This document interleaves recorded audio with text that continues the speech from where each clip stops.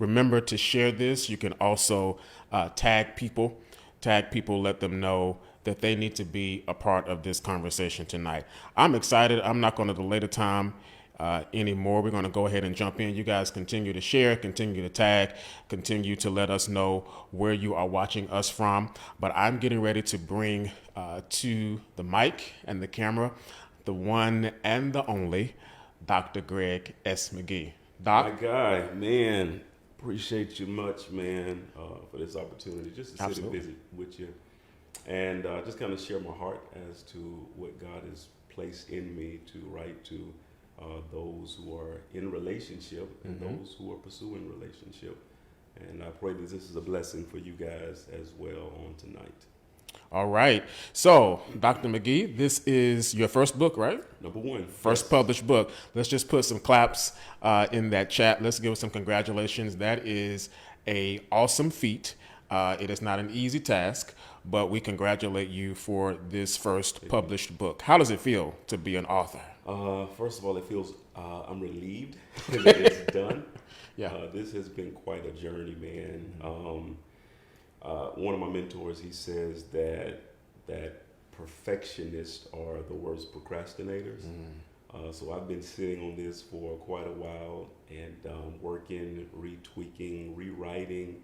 And finally, a couple of weeks ago, my wife said, just hit send. And so I did exactly that. I hit send, and when I sent it, I saw something else I didn't like. But I said, hey, it's done now. And I've gone back just to kind of reread and just kind of chew over just the major points again. And it's blessed me all over again, and I believe it's going to be a blessing as well. Absolutely. And I'll always tell myself, don't go back. Don't go back and look at anything unless you're, like you said, you're getting some major points. But you're going to always see something that you could have added or taken out. But I believe what you have has blessed people and will continue to bless people. I want to ask you, though, you also have completed a dissertation, awarded your earned doctorate degree. Yes. And congratulations on that. Thank you. Was that more difficult than publishing this book, the dissertation or the book? I would probably say the dissertation. And the reason why is because when you're in school, the regular classes that's leading up to that last class, you have deadlines, you have hard deadlines. Papers to do this day, assignments to do this day. When you start that last project, you're on your own timeline. And so you can kind of string things along. To be honest with you, I was actually supposed to graduate a semester before I actually did, but I missed some deadlines. And so that was definitely much more harder. Okay. When I got to the book, it was an energy and passion behind it, because it wasn't just writing for my professors. It was writing because I felt a real ministry moment happening. Yeah, absolutely. So the title of the book is Biblical Guidelines for Christian Dating. Yes. And can you kind of give us some more? You went into that a moment ago. Can you give us some more of the inspiration for this particular book? Yeah, absolutely. So actually, the thought came to me about maybe 12 years ago. My wife and I, we've been pastoring here on the coast for 17 years. This upcoming month, March, we'll be celebrating 17 years of ministry here on the coast. And around maybe year 3 or 4, I started seeing just some crazy, chaotic things amongst the married couples. And you know this as a pastor yourself, man. When you're leading people, you love them. Yes. You fall in love with them. Their struggles become your struggles. Their concerns, your concerns. And so as I'm seeing all of these marriages just really go through some chaotic times, I want to dive right in and see what can I do to help these individuals, navigate out of these troubled waters. And this is what I noticed: just about everyone that I was helping to process through these rough waters, most of them, the issues that they were having the hardest times with are issues that actually started prior to the wedding day. So this didn't happen because you guys are married. No, this stuff started before y'all got married, when you were dating. And the reality is, had they fixed some things prior to that wedding date, they wouldn't be having some of the issues that they were having at that particular moment. So, as a pastor, what I did is I started dealing more with the singles. I started dealing more with just dating couples in general. So that's one side of it. Here's the other side of it, the real thrust behind the book. About 5 years ago, when my oldest daughter, when she started dating in college, my son in high school, and I'm seeing them going through some of the same challenges that I went through. And I'm like, man, what can I do to be an encouragement to them, to help them to navigate through some of the heartache that relationship brings? I know I can't shield them from every negative thing, but there are some trials that's unnecessary. I agree. And so that's what I wanted to do primarily, is to help my children and in general help the body of Christ. I love it. I love it. So let me ask you this. This book is about dating, but you mentioned the things that can happen after marriage. So is this book just for singles, or can married people use it as well? Oh, absolutely. Absolutely. Here's the reality. Most marriages that kind of go stale usually go stale because they stop doing the dating things that got them connected in the first place. So the principles are applicable concerning relationship in general, whether it's a new relationship or it's an older seasoned relationship that you need to add some spice to. So absolutely. I love it. So if you were wondering, is this book for me? I'm married, I'm divorced, widowed. If you are pursuing relationships or if you're in a relationship, this book is for everybody. So let's dive into what is biblical dating. So from the perspective of this book, what is biblical dating and how should Christians be dating? Man, you got right to the point, didn't you? Got right in it. So first of all, let me just kind of pull apart that question. What is biblical dating? I don't really like the question because when I hear it like that, just biblical, what is biblical dating? I'm hearing rules. Don't do this. Don't do that. Even in the book, I started to name it biblical principles for Christian datings, but I shied away from that. I put guidelines because I want it to be perceived like a football field. These are the out of bound lines. That's good. So let's not focus about what you can't do outside the lines. How about we focus about concerning the things that we can do inside the lines? I love it. So it's not about don't do this, don't do that. Here's my approach, or this is the question that I would pose. How can we as a couple walk together in a way that honors God and respect each other? That's the question, and that's what the book is about. So as we're navigating, one of the key foundational things that I brought out from the beginning were the two cultural extremes when you actually date.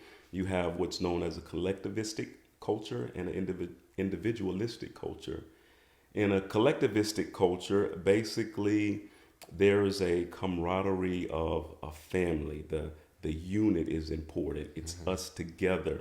In individualistic culture, it's the individual that's the primary focus. And so what I begin to see, I did my research, and marriages that are primarily in collectivistic cultures are the ones that primarily last the longest, and there's a greater sense of marital fulfillment as opposed to the individualistic. Now, this is where some people will kind of throw stones at me. Well, when you look at a collectivistic culture, that's where arranged marriages are. And so I'm with you. As much as I love my wife, Irene, I don't want anybody telling me that I have to marry her. Right. So I look beyond that to see what are some actual foundational principles within this culture that speaks to a healthy relationship.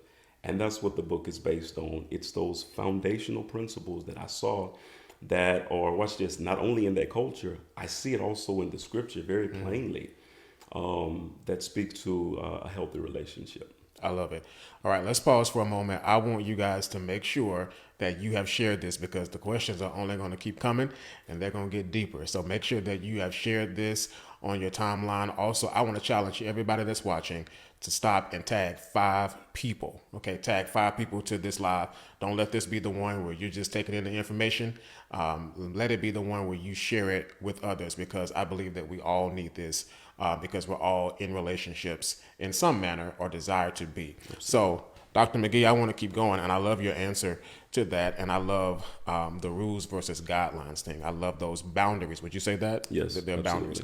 So, what is the gift of singleness? The gift of singleness, and I talk about this in the book. So before I begin to really research the understanding, I basically adopt the popular teaching on the gift of singleness. There's an author, Peter Wagner, and I like a lot of his writings. But in this particular book on spiritual gifts, he highlights, I think, maybe 27 or 26 different spiritual gifts. And he highlights the gift of singleness as an actual spiritual gift.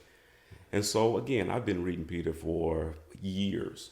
I just adopted the popular idea that, based on his definition, it is the spiritual ability to maintain your sexual drive as a single individual.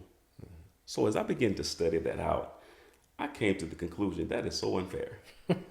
So you have the gift of prophecy, individuals that God enable to see and to speak and declare. You have gift of healing, gifts of workings of miracles, all of these wonderful gifts that are empowered by the Holy Spirit to help you to do what you're called to do. So here it is, the gift of singleness, this ability to maintain my sexual drive. So if I'm a single man and I don't have the gift of singleness, then why is God holding me accountable when it comes to keeping myself? I love that perspective. So I looked at the text a little differently, man, and just dove into it. And what I found, when the Apostle Paul talks about the gift of singleness, he doesn't use the same technical words as spiritual gift. In essence, he's saying that your present state is a gift to God. So how do you know if you have the gift of singleness or the gift of marriage? Easy. If you married, you have the gift of marriage. Hopefully. If you are single, you have the gift of singleness. What does that mean? Again, it means in my present state as a married man, my marriage is a gift to God. I love it. As a single man or as a single woman, your state is a gift of God. I love it. So would you connect that to what Paul said, in all things be content? I've learned to be content. Absolutely. Okay. Absolutely. I think also, man, concerning just contentment, and the church, we have done a disservice, I believe, to singles because it's like we've glorified marriage as the finish line, and it is not. The reality is, if you married, your wedding day is the start of something brand new. Right. It's not the ultimate goal. And what happens a lot of times, and I see this in couples because they see the marriage as the finish line, the ultimate goal, and they get married. The wedding day is wonderful, but the marriage itself is miserable because the goal was just to get married. No, the goal is to live a life to hear God say, well done. Absolutely. And whether that's with an individual that I'm walking with till death do us part, or whether it's me by myself walking in a manner that pleases and honors God. That's the goal, to hear him say, well done. So what you're saying is marriage isn't the goal? It is not. Okay. It is not. I believe that God has purpose for every last one of our lives, all of us. There are some of us that purpose encompasses help for you to fulfill your purpose, meaning an intimate partner will walk alongside you to help you. God speaks to Adam in Genesis chapter number 2, and he says, I'm going to make you a helpmate. Right. Now, what's interesting is God says that, and it's like he changes the subject. I'm going to make you a helpmate. Now go out there and name the animals. Adam gets back to work doing what he's called to do, and Back to then work. God comes and interrupts him and says, "Now is the time. I'm going to Wow. put you to sleep. I'm going to pull this rib and I'm going to make you a woman." So here it is. Adam was working before God even said anything about it's not good for him to be alone. Sure. And as soon as he finished talking about it, he went back to work. So again, it points to this idea of true contentment. There are too many singles right now that are waiting on marriage to start living. Wow. Listen, I'm telling you, not you. Don't wait.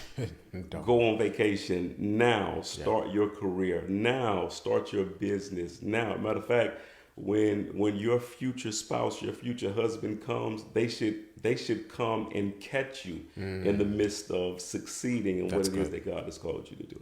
That's good. Everybody type, don't wait. Don't wait. Do it now. If you're single, don't wait. Do it now. I love that. I want to go back to something that you talked about as it relates, and you kind of dropped it and moved as it relates to sex drive. So my question is, how does a Christian single maintain their purity while dating, while in the gift of singleness, but dating? They're not married. If you're not married, you're single, right? So how do you maintain? Absolutely. I got a couple of thoughts on that. First of all, it is a choice for you to honor God with your body.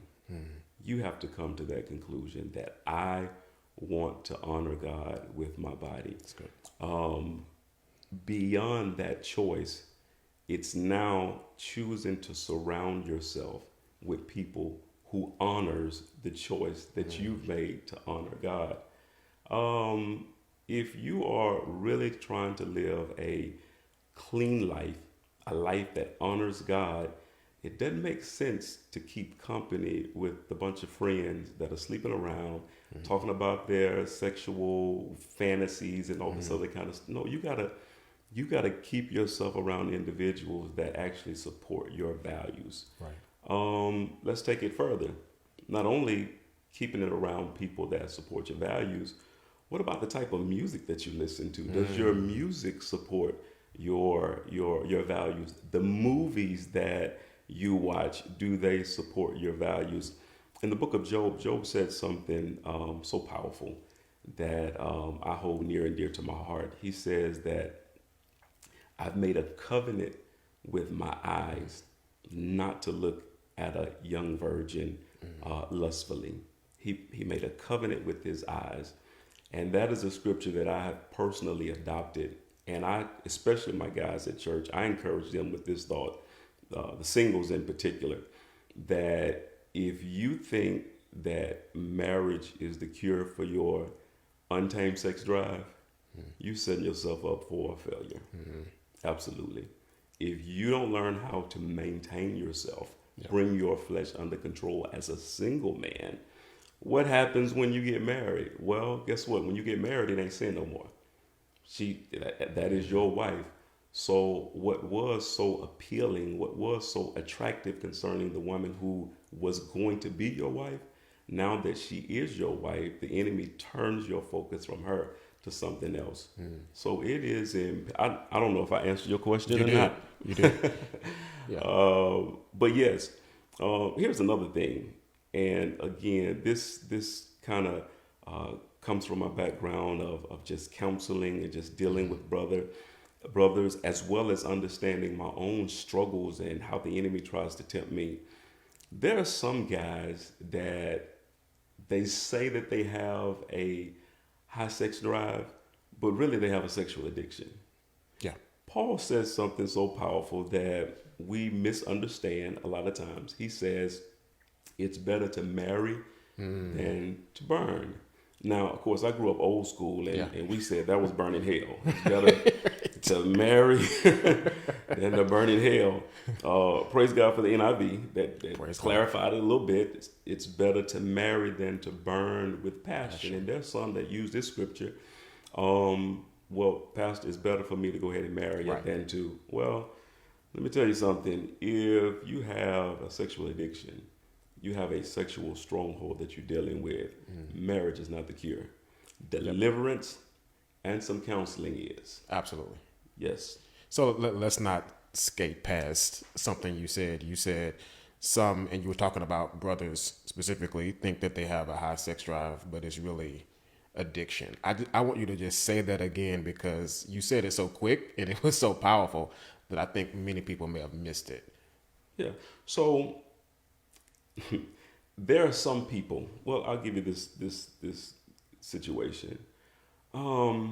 As a younger pastor, I'm helping an individual come through some past struggles, traumas. They come to me and they confess that they fell with somebody in the church. And as a young pastor, I'm full of grace, full of mercy, truth as well. I'm encouraging them. A few months later, they come again and they confess, I fell with somebody else in the church. Long story short, within a year's time, this individual has slept with 10 folk in my church. Wow. Now, this time, I'm only a church of about 50 folk in there. You done been through So half if, one if side you of the don't congregation. slept with 10 out of 50, Yeah.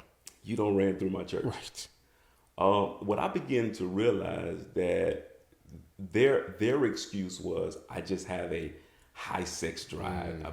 I won't call their last name, but Pastor, you know how the are. Yeah. Yeah. Now, That's true. when you have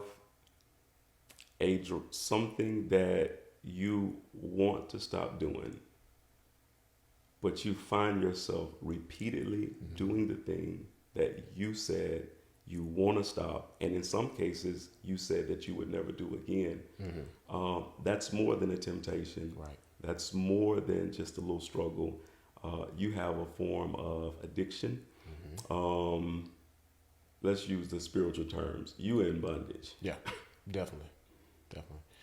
Take that into soul ties. We've heard a lot about soul ties over the years. Is that a thing? Is it not a thing? Does it connect with what you're saying now? Soul ties, absolutely. It is a thing. I think sometimes we approach it wrong, and we approach it too negatively, because the reality is soul ties is of God. It is God's desire for us to be a people that are in community, in fellowship, intertwined, intermingled with one another. So that's the first fallacy when it comes to soul ties. Oftentimes it's just looked at from a negative perspective. Here's the other side that's a fallacy concerning soul ties. Soul ties aren't just developed through sex. Right. Soul ties are developed through any type of close connection, communicative relationship. From a psychological, scientific point of view, whenever two individuals come together, there are certain chemicals that are released in the brain. One of those chemicals is known as oxytocin. Oxytocin is what scientists call it the love drug. Right. It's a bonding drug. It makes you want to repeat whatever that thing is that you glue to. It happens during sex, but it not only happens during sex. This particular chemical is also released in a baby's brain and in a mother's brain while she's breastfeeding. So this close connection, that's the scientific side of it. But then there's the physical and the spiritual side of it. When you have spent time with an individual and you have walked with them, there is a great possibility that your soul becomes connected together. And although you may know you don't need to be with this individual, you see the warning signs, you see the red flags, you find it very difficult to break away. This is what I've learned, and this is what I teach.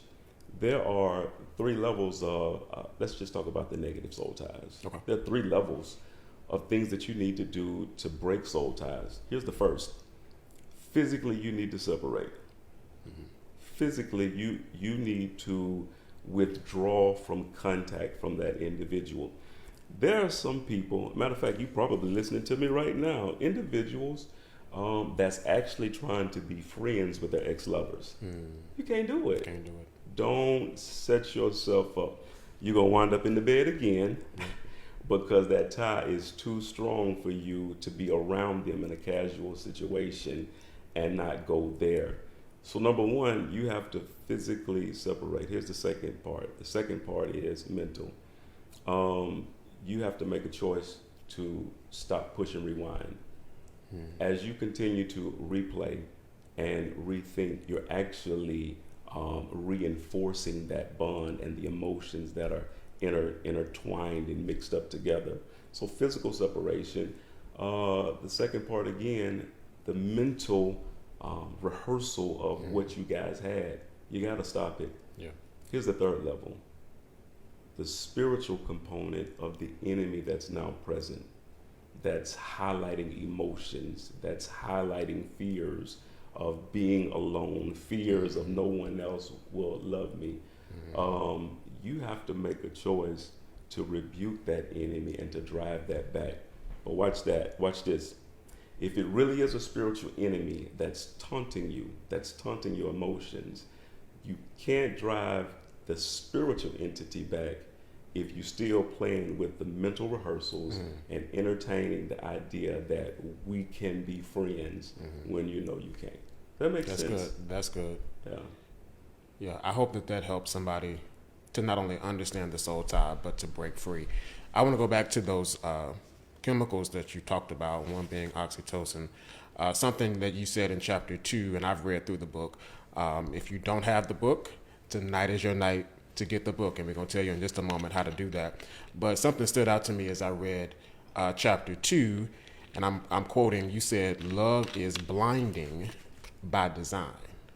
What does that mean? Absolutely. So the scripture declares that love covers a multitude of faults. You're a powerful man of God, man. I've seen you minister. I've seen you in action. When I minister and God moves in just ridiculous ways, does he do that because we're so perfect? Because we've dotted every I and crossed every T? No. Absolutely not. His love covers, watch this, while we're perfecting others, his love has patience on us while we're going through the perfecting process ourselves. So when you are in a marital relationship, this blinding effect of love is fantastic. If I didn't love my wife the way that I do, there would be certain things that would just irritate me to death, and vice versa. I'm well aware if that girl didn't love me the way that she does, there are some things that really irritate her about me. Here's the challenge though. When you are in the dating phase, the introductory phase of a relationship, you can't afford to be blind. True. There are major decisions that you need to make, whether this relationship is worth carrying on, or if we choose to move forward in this relationship, how do we navigate with some of the negativity or some of the warning signs that I'm seeing? Right. And that kind of speaks to another challenge that I've seen in many dating couples. We wait too late to introduce them to individuals in our lives who really have weight when it comes to opinions. I'll give you a scenario. This was about a year ago. I was sitting down with a young man, and he was just kind of hurting because he had gone through some just challenging times with relationships. And so I asked him to describe the previous relationship. He started from beginning to end, how they met, what was good, what was bad, how they broke up. So we got done with that. I said, who was before her? Gave me the details of that situation. We went down to maybe 5 or 6 different relationships from start to finish. So I told him, let's put this away just for a moment. And I asked him this question. I said, who are 3 people in your life who you value their opinions so much that even if they told you something wrong, you would at least consider it because they said it? Who are those individuals? That's a heavy question. And he named 3 individuals. And so I put the two together. When did these three individuals find out about her? In three of those situations, they never met them. Wow. In two of them, he finally introduced her to them when he was already in love. Here's the problem. When you bring your love to me and I see something that is a warning flag, 9 times out of 10, that individual becomes defensive. True. Because now it's personal when it's never personal. So yes, love is blinding by design. So before you fall in love, if you think that this individual has some potential to be a soulmate, bring them early to your core. Bring them early to people who can see further than you and who really have a heart for you. That is so good. That is amazing. So, correct me if I'm wrong, love is a good thing to be blinding in marriage, but not single. Or at least you can catch it when it's single. Not at the genesis of a relationship. Got it. Not at my wife. We've been together for 24 years, and I love what we have. And we're still growing and we're still developing. There are things that we're still finding out about one another. This was some time ago. I needed to log in on one of her devices, and she gave me the passcode, and I said, "Where did this come from?" Because most of our stuff, we know it. Where did this come from? And she gives me, told me about a pet that I knew nothing about. Now, almost 25 years of marriage. Wow. And I didn't know you had that pet with that name. So we're still learning each other. Yeah. But again, when you are just beginning a relationship, you cannot afford to go into that relationship with your eyes shut. True. I definitely agree with that. So, in addition to that, bringing them to your core, is there anything else that you would recommend that a single person should be doing right now to prepare for marriage, or if they're currently seeing someone, how should they be preparing? Okay.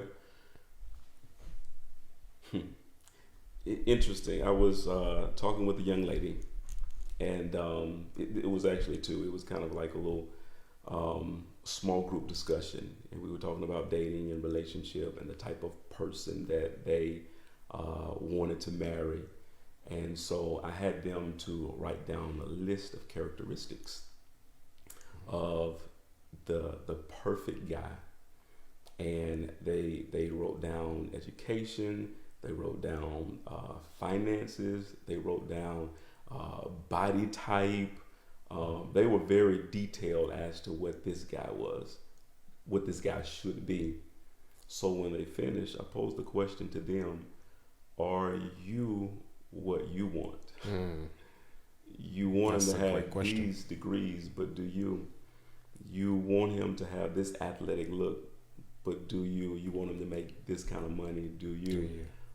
My encouragement to a single individual is you actually become what it is that you're wanting yourself. Wow. I want to go back to something you mentioned, bringing that potential person to the group of people that you trust, at least 3 people. In your book, you talked about relational mentors. Is that kind of the same principle, or is that more so for after you get married? Absolutely no, man. Here's the thing. So my wife and I, it's funny. I met my wife, and it's in the book, and anybody that knows us knows our story of how we met. I changed her flat tire. She offered to cook me dinner. I'm like, girl, I just wanted to change your tire. Nevertheless, we started talking, and about a good month after we were talking, things started getting a little serious. So I took her to a friend's wedding, and at that wedding, I ran into my youth pastor, Robert Johnson. And Rob looked at me and he said, "Why y'all holding hands? What y'all doing? And when did this start?" He said, "Y'all coming to my house tonight." I love it. It didn't matter what our plans were. Right. We showed up at Rob's house that night, and he held us accountable in our relationship. And listen, it was the best thing for us. Again, there are too many things that can happen in isolation that are just unhealthy in a relationship. Yeah. Here's the other side of that. Rob is one of those mentors, one of my personal mentors still. If I was to mistreat my wife, which I'm not, if I was to act out of character, there are people in my life that she could pick up the phone and call right now that would get me straight. And I promise you, I don't want no troubles with Rob. I don't want no troubles with my fathers in the Gospels. I don't want any troubles with my mentors. That sense of accountability is healthy in a marriage and in a relationship. Yeah. Period. So if you are pursuing dating someone, that's one of the first things I would want to know. Who are those significant individuals in your lives? Who are those individuals, again, that you so trust their thoughts, their opinions, even if they said something wrong, you would at least consider it because of who they are. Right. I don't want to know who those individuals are for accountability's sake. Yeah. Everybody type accountability in all of our relationships, accountability single, accountability married, accountability. Now, in the book, I thought you were going to bring this out, and since you didn't, I'm going to bring it out. I know that she's watching. Shout out to your wonderful wife, Pastor Absolutely. Irene Magee. My girl, love you, dear. She's all through this book, all the pictures. I love seeing all of that and all of the stories. So you said that there was a time that you called at least two of those people. Absolutely. Talk about that, because yes, you kind of skated past that, but it's in the book. Yes. So this was several years ago. And I said in the book that it's rarely, first of all, it's rare that my wife is wrong. Usually I'm the one that's wrong. I have to apologize. But this time, this girl, she was just, I don't know what was going on with her. She was just dead set on a particular thing. And I was troubled. I just didn't know what to do. So one day we're out for dinner, and I asked my wife, I said, sweetie, can you tell me two people that like you really admire, you really look up to? And she gave me those names.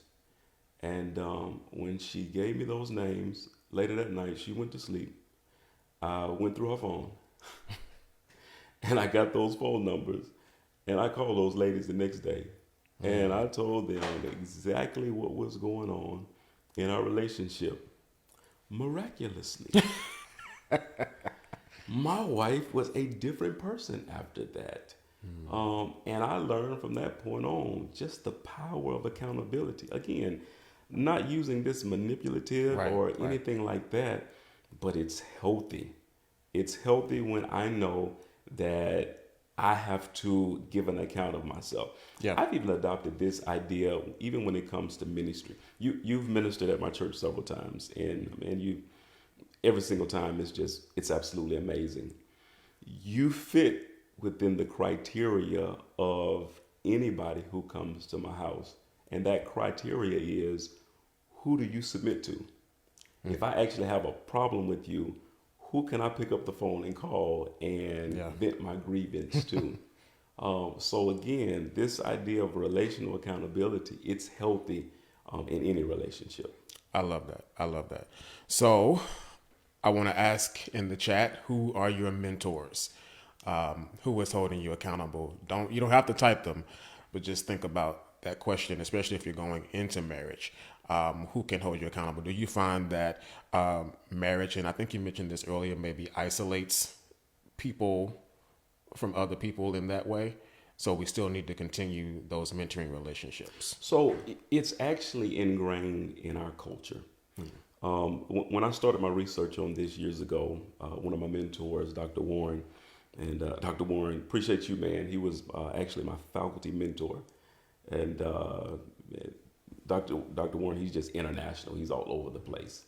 And he said something to me that stuck with me. He said that my friends from the East are actually afraid to bring their children here to America because of our dating pattern. Wow. the culture of dating in the United States, in the West period, is ingrained in an individualistic culture. So basically, when you connect, by default, you isolate yourself from the group. And in that isolation, there are many, many unhealthy things that just happen that are counterproductive.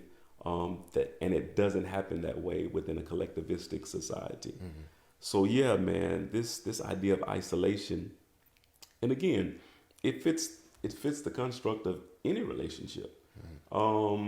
Most of the preachers that we have seen over the years go off is the individuals that isolate themselves. Yep. Came up with the revelation nobody else even ever heard of. Right. Where'd you get that from? Way over there. Watch this. Moses may have gotten a revelation on the backside of the mountain, but God still brought him within an environment of accountability. True. He had to give that revelation to the elders.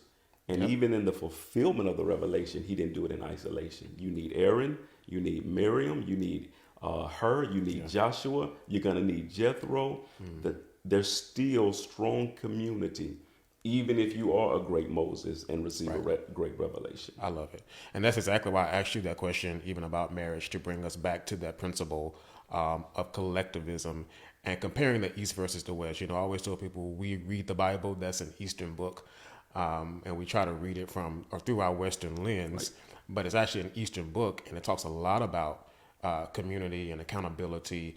But do you see that in this generation more so than just the society of the West? Do you think that in this generation that accountability decreases? Or I think it's actually getting worse, man. Okay. I think it's actually getting worse. It's especially with. Let me speak to it from a business perspective. Okay. You see a lot of individuals who want to be entrepreneurs. In essence, there are some people that really don't want to be an entrepreneur. They just don't want to give an account to a boss. Correct. They don't want anybody just telling them to do this or to do that. My wife and I, to this very day, several times a year, we're going to drive to Hattiesburg, and we're going to sit in front of Reverend Siggers, and we're going to let him hold us accountable for our actions. He mentors us as a couple as well as pastors in our ministry. I love it. We have to explain to him what we're doing and why we're doing it. Now, I'm a senior pastor. I started EMCC from scratch, from about 15 members on a Thursday night.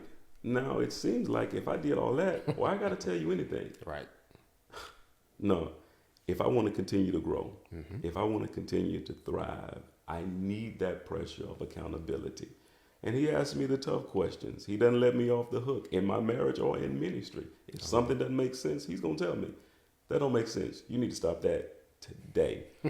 And it's been, and shout out to Reverend Siggers. Man, I love you so much. I'll never forget years ago, and this is kind of off subject. When I first started, I was teaching and growing in my teaching gift, but nobody was responding to my altar call.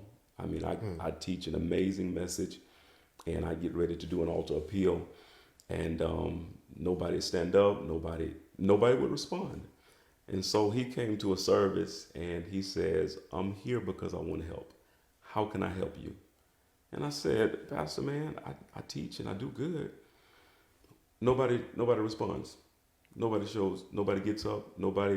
It's silent. It's embarrassing. And so he goes out that night, man, and teaches an amazing word. And when he gets to the close of his message, he looks at me and he winks. And he goes into his altar appeal. And when he's done, the altar is flooded. Wow. He takes me back. Man, I want to cry right now. God. When the service was over, man, he takes me back in his office and he showed me the mechanics of what he did. It wasn't manipulation. It was Yeah. just wisdom. Yeah. That's mentorship. It is. That's mentorship, and that's we're lacking that in this generation. Now, I could have continued to be dogmatic, and watch this. I could have blamed the people. Mm-hmm. They just don't want. They don't want They don't want Jesus. Jesus. They don't want to be saved. Or I could have actually submitted myself Yeah. to a senior minister and allowed him to mentor me, and that's what I chose. And I've reaped the benefit of it to this very day. I love it. I love it. And that sounds just like the relationship that I have with one of my spiritual mentors, who is my pastor and spiritual father. And that's what it's there for, to give wisdom and guidance. And so I appreciate you for sharing that, even though it seemed like it was off topic, it was very much on topic. I want you to share with the people, and then we can take some questions. I want you to share with the people how they can find this book and why they need to get it. I hope by now you don't have to press too hard on the why, that they know Absolutely. www.drgmagee.com. You can go to the website and you can order the book there. I've had a couple of pastors reach out to me, and I'm so grateful. I'm actually honored, not just grateful. I'm honored, and they want to offer the book in their bookstore. Amazing. And for those pastors, for those leaders, please reach out to me. We'll do some discounted deal for bulk orders for you guys to sell them in your bookstore. So yes, again, www.drgmagee.com. Absolutely. Absolutely. So, why give us your Good Morning America spiel on why they need to get this book now. And as he's giving you that, I want you to go ahead and start typing some questions in the chat for the good doctor. But give us your GMA spiel. Okay, so here is the mistake that I made. And I talk about this in the book, that prior to meeting my wife, I went on a relational sabbatical. I was tired of the game, being hurt, going through manipulative situations. And so I just pushed away from the dating scene, period. Now that was huge, because I was a guy who my self-esteem was based on being in a relationship. Like if I didn't have a girlfriend, if I didn't have somebody that I could say, hey, she's with me, it messed with my self-esteem. So pushing away from that, it was one of the most healthiest things in the world for me. During that time, I developed such a closeness with God. It was unreal. So when I met my wife, I really began to talk to God about, is she the one for me? And I'll never forget, I was on USM campus, walking from Bond Hall to my class, and it was two things that I had on my heart concerning prayer. Number one, this relationship. Number two, the ministry that I would be a part of there while I was in Hattiesburg. And I heard God say very, very clearly, Irene is your rib. I heard, it wasn't an audible voice, but it was so loud in my spirit, I knew that this was God. Here's the mistake I made. I asked God who to date. I didn't ask God how to date. And because I didn't ask him how to date, my wife and I, my girlfriend at that time, we went through some of the same craziness that I had just come out of previous relationships. Not because she wasn't the right one. It was because I was choosing to pursue the relationship in the same way I've done in the past. That's heavy. So my encouragement, first of all, to singles, to individuals that are considering relationship, this book is going to help you to navigate better, again, in a way that truly honors God and in a way that brings respect to yourself and to the other. I love it. I love it. Thank you for being on Good Morning America. Absolutely. I'm looking in this chat. Is this good tonight? Is this absolutely amazing? I'm looking through this chat for your questions. Apostle B.R. Jackson said, call him. Love you, sir. Looking for your questions because I know that you have some questions about this book, but I don't want that to stop you from actually buying the book. So again, make sure that you go to drgmagee.com. Is that correct? That's it. And get your book. All right, I'm scrolling. Is there anything else that you would like people to know? I know we want people to read the book, but is there anything else that in this setting tonight that you would like people to know? Are you hearing something that you feel like you need to minister to anybody that's watching live? First of all, I want the world to know that I am crazy in love with Irene T. Magee. That is my wife of going on 25 years. As I continue to counsel married couples, I think we had like 6 or 7 marriages, weddings that we did last year. And I would say the same thing over and over again, that there is a dividing line, even in my church, of healthy marriages and unhealthy marriages. The healthy marriages are the ones that know the principles and enforce the obedience, in essence, the disciplines that carry out those principles. Wow. The unhealthy ones is real simple. Either they do not know biblical principles concerning healthy relationships, or they do know them, they're just not heeding to them. So when it comes again to relationships in general, specifically concerning dating, learn the principles. This is something that I believe that God gave me. Because it was a part of my doctoral program, and of course you know this, Apostle, when you get ready to write, before you write anything, it's a whole bunch of books that you got to read. Yep. Why do you have to read those books? Because you got to find the gaps Right. within the work. Right. So what I've written, I have not seen it a lot in a lot of popular books that are already out there. I saw some pockets, I saw some areas that it was not widely wrote about or ministered on, and that's where I focused on, and I think it's going to be a tremendous blessing. I love it. And let me just share that we're both counselors. Yes. In that same vein.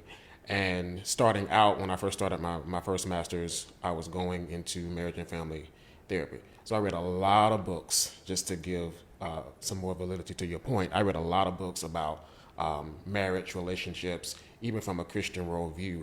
And I would say that you absolutely knocked it out of the park with filling in the gaps of the actual principles, Wow. the practical steps, the how-tos, and then connecting that back to real life examples, connecting it back to the Word of God. So job well done, because again, you absolutely knocked it out of the park. Well, man, let me and say filled in this. gaps. That means a lot. My first question, matter of fact, I wrote it down before I called you the other day. The first question is, what do you think? What do you think? And you know I'm gonna tell you. As a man of God that's written several books, you have a platform and a ministry that spans way further than I've ever been. It means a lot, man, for just the compliment that you gave me. So thank you, sir. Yes, sir. Thank you. Job well done. All right. Any questions? We're about to wrap up, but I don't want you to miss out on being able to ask the doctor your question while we are here. Also, make sure, again, I'm repeating this, that you go to Dr. G. Magee and that you get your copy of this book. So are we having a book signing, or like how do we Yeah, get actually, your my signature? staff is putting that together now. My plan is this Sunday after church for the members and those individuals that have pre-ordered. I'll sign after church Sunday. But I'm going to do 2 things that I plan to do. Number one, I plan to do a few more signings across the coast. And I want to do some book tours where I actually minister on a couple of chapters. And so we'll just kind of see how that unfolds. I love it. Well, you're booked first at House of Healing International. So Hey, let's do it.